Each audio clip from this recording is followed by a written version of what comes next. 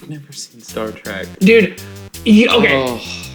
Okay, for you and the people at home, I started watching wrestling a year ago. When I get into things, I get into things. Hard, yeah. And I'm not ready for Star Trek.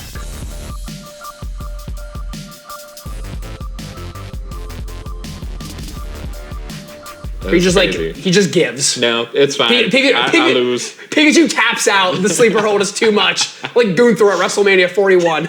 And so Ash gets a badge for saving everyone because Ash can't earn anything legitimately. Nope, that's 2 for 2 that we have not earned badges. We've gotten properly. But again, crazy. Ash was totally going to win that one. Oh, he was. This is like in WWE. This is like the third time I'm bringing up wrestling. No, that's fine. When a wrestler gets a visual pin, and it's like, see, we didn't bury them. They were totally going to win. It doesn't matter that the ref was down. They were going to win anyway. And then Seth Rollins comes in with his briefcase, and then he stomps Punk, and then Cena wins again.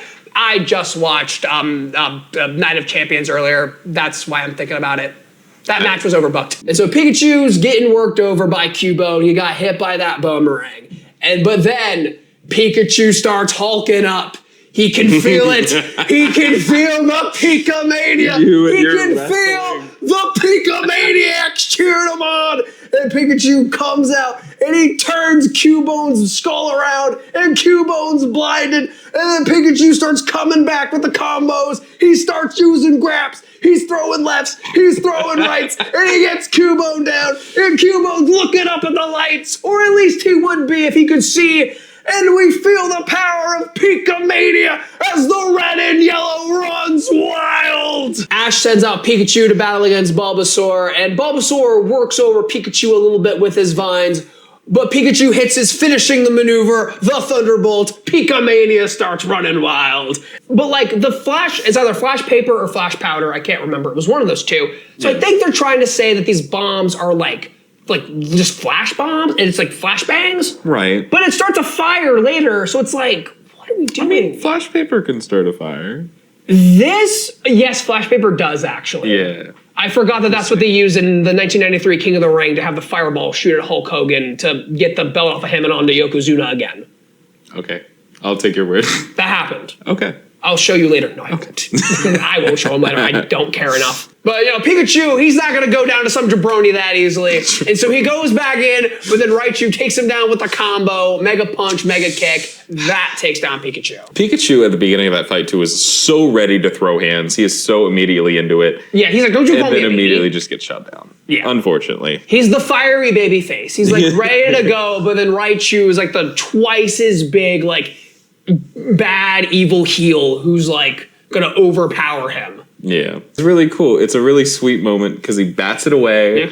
And we obviously don't understand Pikachu, but Meowth kind of translates it for us and says, well, he wanted to do this for Pikachus everywhere. He wanted to show them that you don't have to evolve to be strong. For all the little Pika-maniacs, you don't need to juice up to get strong. You just need to say your prayers and eat your vitamins. That's it. That's how you'll get strong like me. Oh, yeah. That's exactly it. That's exactly what he said, word for word. Ash once again tries against Surge, and Pikachu is losing at the beginning, and Raichu is continuously using the move Body Slam, which is actually a splash. Yeah, he just kind of flops into... As you know, I am a big wrestling guy, and a Body Slam is when you grab a guy, kind of flip them, and just slam them down. It's slamming their body. Yeah. But Raichu is slamming his body, kind of like a big, like a belly flop if you're doing like it in a swimming pool. That's called a frog splash, or a tsunami if you're Bronson Reed. Oh, okay. I think Raichu is more like a tsunami because it's a little big. Yeah. But yeah, Raichu is just splashing Pikachu down. But Pikachu uses his creative control claws to use his tail to ground himself. Yes, which is... not how that works, I don't think. I would say no. But they said that's how it works, so that's how it worked. Yeah, it's plot armor. It's fine. Yeah. Pikachu looks like a scarecrow in the middle of it. He's just like, you cannot touch me. And Raichu does the JOB on the PPV. Pika-mania's running wild. Pika-mania running wild. So this is Ash's first legitimate badge win. Yes, finally. So he's 1 for 3. of his badges of like actually earning them. 33%.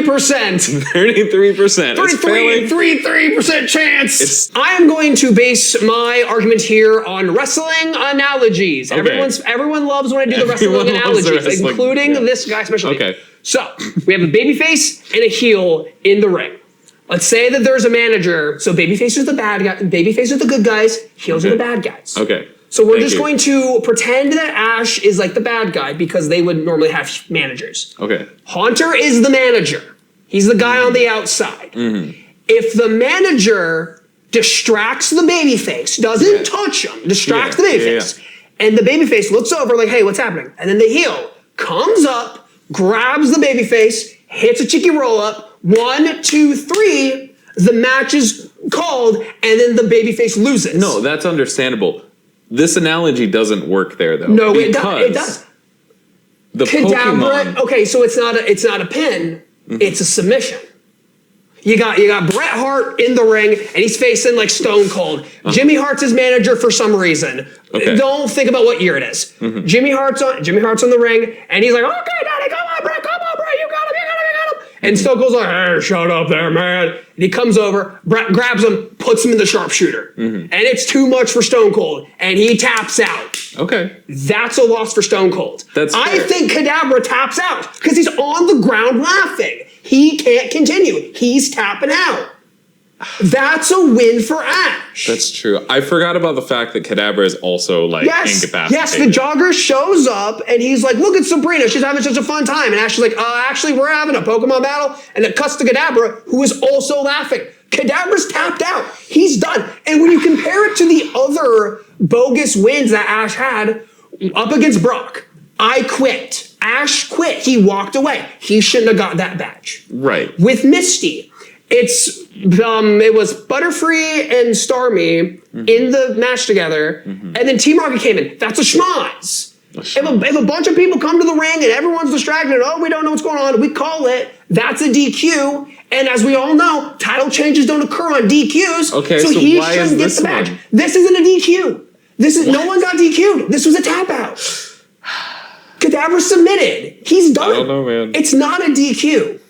The jogger is the ref, and the jogger says, hey, you got it. But who gave him judicial power here, though? Like, who decided that, all right, he came in halfway through the battle. He's Sabrina's dad, baby. He has that power. He didn't see the beginning of it, even. Like, he's seeing the end of it now. My God. But that part, Primate reminded me of like Taz from the Looney Tunes. Yes. Not Taz from ECW, No, Taz from the Looney Tunes. T-A-Z Taz, not T-A-Z-Z Taz. Yeah. Meowth blows the cover though, and then Jesse just stops a mud hole with Meowth, and James drops an elbow on him like 10 times. He's just bang, gets back up, bang, gets back up, bang. And Ash comes up on the Hitmonchan, and he tells Pikachu that if he can beat Hitmonchan, he can be the world champion. World champion? Well, you know the Peakster isn't gonna pass up the opportunity to be world champion, dude. Hitmonchan, what you gonna do when the red and yellow runs wild on you? This man is named Anthony, and his name is a reference to Antonio Inoki. His name in the Japanese version is straight up Antonio, but they changed it to Anthony here. Who is Antonio Inoki, you may ask? I am asking, Devon. Who is he? Antonio Inoki is the founder and previous owner of NJPW, or New Japan Pro Wrestling. He's one of the most influential professional wrestlers ever. F you, this is the wrestling episode. I get to have my wrestling. If you've been annoyed by it before, get ready, but it's deserved now because it's time. I'm letting him take over this episode. I'm so sorry. I get free reign. I am unleashed. And she reveals herself, and she is Anthony's daughter, and she wants her father to come home, but he says he will not until he wins the P1 Grand Prix Championship.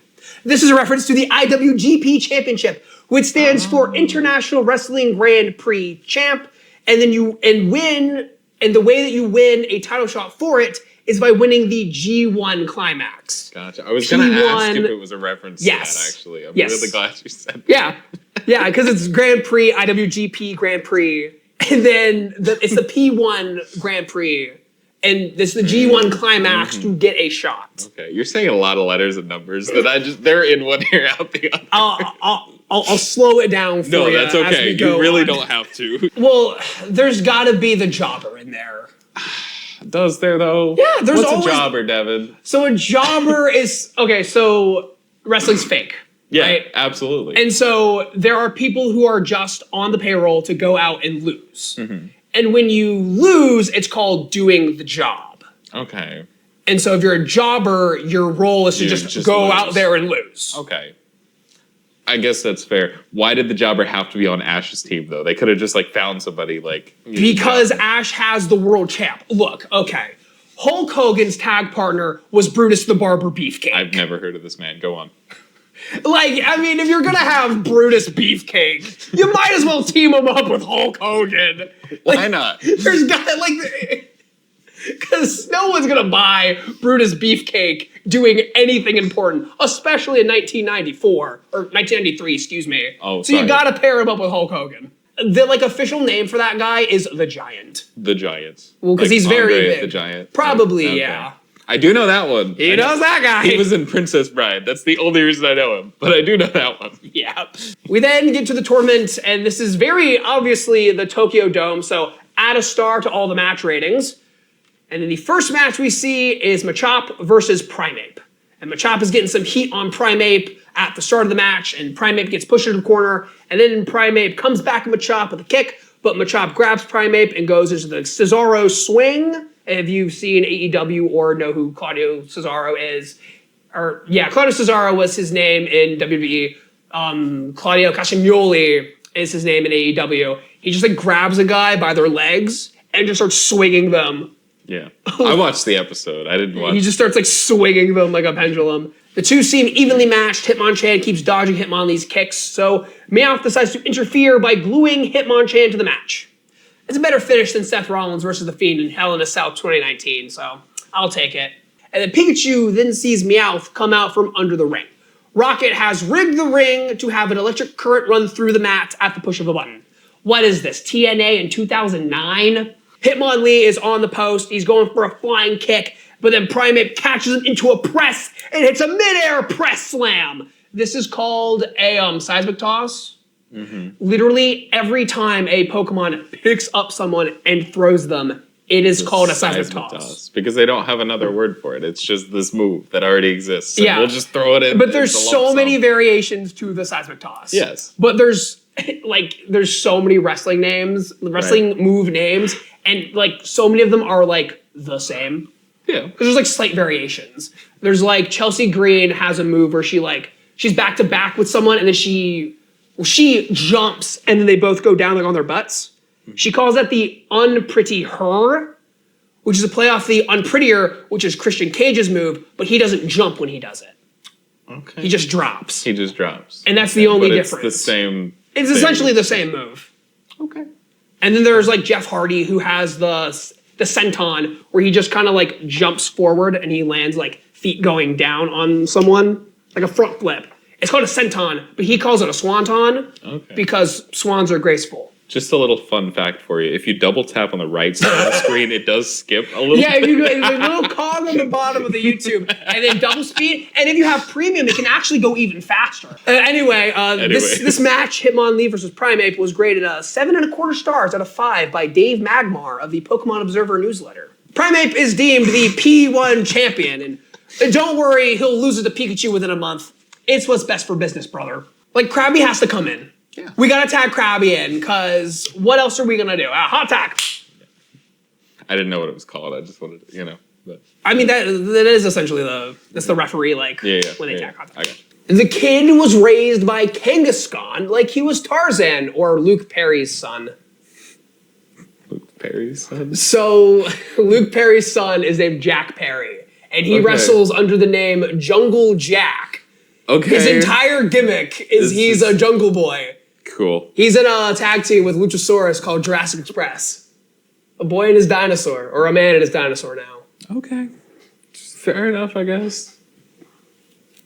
I don't know what to say to that. There's literally a part in this episode where they refer to Tommy as Jungle Boy. I'm like, Jack Perry! Because I've been thinking that the entire time. Of course you had. But it was like, wait a minute. He is the Jungle Boy. He is the Stay away from Punk. Ash asks Pikachu to throw the fight. You think the Peakster is gonna do the J.O.B. to this little dude? That doesn't work for me, brother. So the Peakster hits a small move that they give a weird name, and then Paris goes down. Meowth says that Arbok and Weezing will be perfect for helping out Paris because the two of them specialize in losing. Meowth has a point, so I will now be referred to them as the Job Squad from now on. Job Squad. That's what they do. They do jobs. Yeah, for sure. Paris hits Meowth with the finger poke of doom, and Meowth sells it like the rent is due. He does sell it pretty well. I will give him that. The gang and Cassandra come along, and Ash challenges Paris with Pikachu. And Paris pinches Pikachu's tail, and Pikachu oversells it like Shawn Michaels at SummerSlam 05. He falls back and is waving the white flag and doing the... Oh, it was very funny. Yeah. He like looks back at Ash like, do I have to do it, brother? And Ash is like, Pikachu... Just take the fall. You have to do the job, Pikachu. Okay, well, it's going to be my terms. Oh, you got me, brother. You got me, brother. It's causing it to get pumped up, and then it hits Charmeleon with the finger poke of doom, and Charmeleon takes a bump off of it. Yeah, and he goes from getting knocked out immediately, laying there on the thing, to being able to grab onto Aerodactyl and fly out of the cave with them. He no-sold it. He no-sold it? He just I'm done, I don't care. He no-sold it. Jenny and the gang go to the scene of the crime, and Misty says that she misses Staryu and Starmie and Goldie and Horsey, and Ash says, you forgot about Psyduck. Misty says, I wish I could forget about Psyduck. Say his name and he appears. I believe in Psyduck. I believe in Psyduck. Cause Lubmin, Wyndon, and Lumios, and Celadon, Unova, Galar, and Canada, and Paldea, they're saying, I believe in Psyduck. I believe in Psyduck. I'm sick, y'all. I shouldn't be. Okay. Ladies and gentlemen, the custody of Togepi will be decided by a tournament. A Pokemon tournament. That's a SummerSlam 2005 reference. Okay. The Dominic Mysterio ladder match. Okay. Where Eddie Guerrero and Rey Mysterio had a ladder match to decide the custody of Dominic. Okay. Wonderful. Great. That's a thing that Michael Cole says. He says, ladies and gentlemen, tonight, the custody of a child will be decided in a match. A ladder match. But these aren't staged at all. These couldn't be staged. No. Wrestling's not staged. What do you mean? So real. Rey Mysterio is on record being like, it's soap opera, man. Like, he literally calls it a soap opera. Agreed.